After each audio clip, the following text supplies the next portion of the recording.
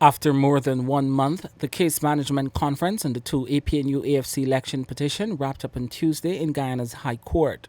Chief Justice Roxane George intends to rule on the preliminary arguments of defective service and whether former President David Granger is a necessary party on January 18, 2021.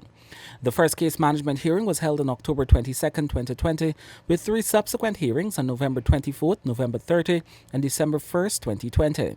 Justice George will ultimately have to rule on an application made by Attorney General Anil Nandlall and supported by Attorney for Vice President Jagdeo to strike out the elections petition.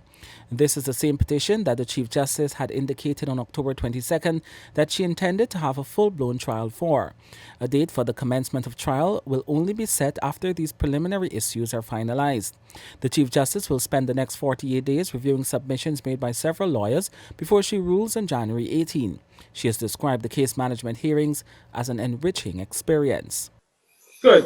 So we've come to the end of the submissions. They're quite lengthy. And so, just a minute, please. All right, so I'll fix 1:30 on January the 18th to give the decision. So thank you very much, and I look forward to receiving Mr. Jeremy's submissions if he finds it necessary. Yes, my lady. Thank you very much, Counsel. This has been an enriching experience. Thank you. During Tuesday's hearing, Trinidadian Senior Counsel John Jeremy told Guyana's High Court that the disputed contradiction in the date that former President David Granger was served a notice of presentation of the petition and his acknowledgement or return of service is not fraud but simply an error. He was making his presentation in direct response to arguments by his Trinidadian colleague, Senior Counsel Douglas Mendez, the attorney for Jagdeo. Mendez had told the court on Monday that the evidence in the date of service to Granger and his acknowledgement was contradictory and unreliable.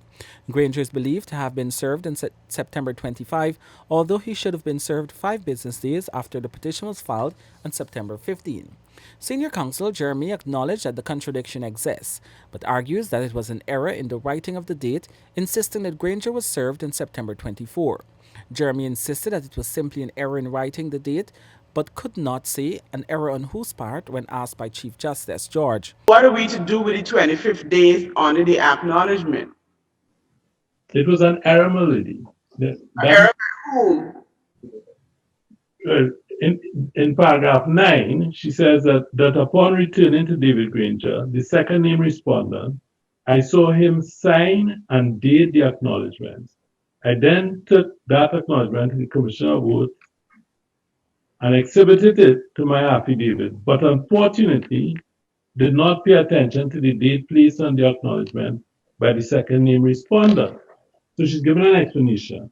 Had I done so, I would have recognized that Mr. Granger had incorrectly dated the acknowledgement of service. I witnessed him sign it on the 24th of September and not the 25th. So that the evidence is there before you. No, usually, Mr. Jeremy, if one is dating something and one has an incorrect date, one usually dates something the day before, not the day after. So if one is receiving something on the 24th, I say, well, you write the 23rd because you were writing the 23rd, for the whole day, the day before. But then to advance oneself to the next day and write the 25th does seem a bit strange. The attorney doesn't believe that the contradiction in dates is a good enough basis to strike out the petition.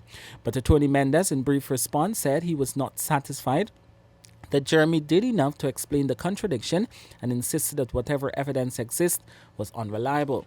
Nandlall also briefly responded to Granger's request to be removed as a respondent in the case, pointing out that there has been no explanation from petitioners on why they decided to name Mr. Granger as a respondent. Nandlall rejected the objection that Granger has been wrongfully named. He too said that he was not alleging fraud and perjury, but were making comments on the evidence presented. The APNU+AFC filed its first elections position 8820 on August 31, 2020, officially challenging the outcome of the March 2nd elections and the recount exercise from which the People's Progressive Party emerged victorious. A second petition, 9920, was filed subsequently on September 15, also challenging the March polls. The petitioners are Claudette Thorne and Hester Boswit, both residents of Georgetown. Ultimately, the coalition wants the Supreme Court, after hearing its petition, to cancel the March 2nd polls, which saw it losing the seat of government, and order fresh polls within 90 days. The petitioners contend that the Chief Elections Officer was not required to use the data from the national vote recount to produce his elections report from which the results were declared. Kurt Campbell, Newsroom.